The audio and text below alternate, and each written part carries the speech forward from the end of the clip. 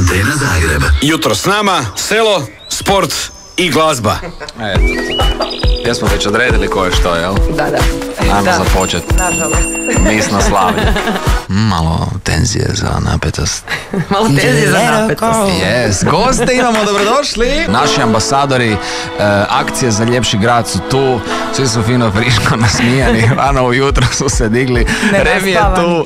Marijana Batinić iz luđački popularnog Ljubav na selu. Zlatko Horvat, rukometaš, čovjek sa jakim rukama je tu. Čovječe, dobrodošao ti k nama. Dobrodošli. Remi, si se razbudila malo, Jesam. Je, super. A ti? Isto, ja sam daleko već budan. Ovu subotu je na redu igralište Keglić. Odradili smo već puno lokacija zadnjih par godina. Kako vi stojite sa oruđem, Remi?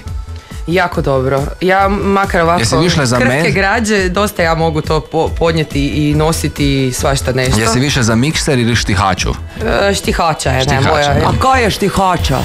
Štihača, draga Spličanko, to ti je ona lopata jedna koja ti ima onako u špici ide završetak, pa onda kad ju gurneš u zemlju moraš stati na gornji rub da ona propadne u zemlju i onda izvadiš taj komad zemlje, baciš ga na drugu stranu i onda tako prekopaš do friške zemlje. To nije ona za snijeg, jer ja sam upoznala samo za snijeg. Čekaj, ti si se ti upoznala s lopatom za snijeg. A u svom kvartu. 5 godina sam ponosna građanka grada Zagreba i mogu vam reći kad si me prije emisije pitao što fali Zagrebu. U Zagrebu ništa ne fali, Zagreb svega ima viška pa i snijega. Pa što bi iz Splita prenijela u Zagreb? Sunce, more i odnijela bi barem pola automobila jer svugdje kasnim kao prava tipična Dalmatinka. Precijenjujem vrijeme u Zagrebu. Ambasadorica za ljepši Zagreb. To je genijalno. To je genijalno. Jel će se ti smijeti vratiti u Split? Ovo se neće u Splitu, jel tako? Zlatko, kak si ti u pogledu?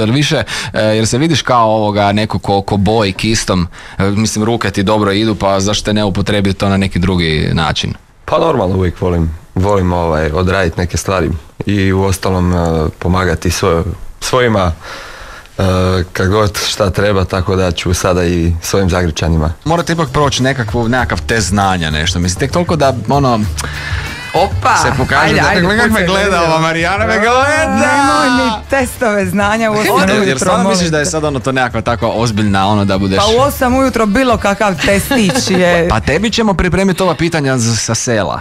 Ajde. Koliko znaš o Zagrebu? Dakle, najstariji park u Zagrebu. Za kao... Zrinjevac? Juhu! Htjela sam to reći. Marijana, di je Pimpek plac? Molim? Kako te nije sram, Saša? Pa mislim šta, Pimpek plac, nisi nikad čula za to. A to je valjda nekakva skulpturica sa... Je? Ja ne znam. Di? Maksimir. Dakle, Zlatko... Sad ću se ja... Meni ide najteže. Tebi ide najteže. Kip koje poznate Zagrepčanke se nalazi u Tkalči? Prošle godine su joj ukrali kišobran. Marija Jurica. Znaš šta jutro? Inače mi ovo rasturamo, ali jutro. Ne, vi ste, apsolutno jako ste dobri, moram priznati. Nisam išao od Tkalči tamo gledat kipove. Nema on vremena za Tkalču. Znamo mi kaj se od Tkalči radi na večer. Glazbena pitanja za vas. Remi, prvo za tebe. Ko ovo stvar? Vraćam se Zagrebe tebi. Nastavi sad. Tebi na obale Save. Oba! Marijana. Servus dragi Zagreb moj, kaj se skrivaš v megli toj. Nastavak.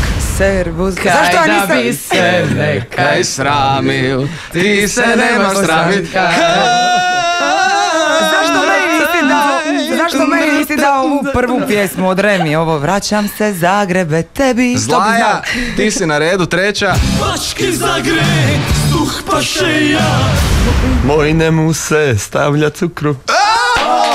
Bravo! Ostoj sam na ledini.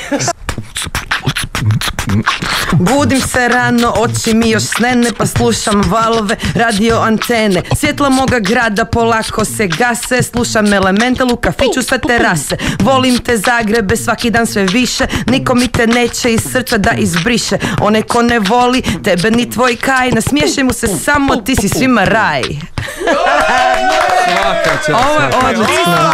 Znaš repati. Antena Zagreb. najbolji glazbeni miks.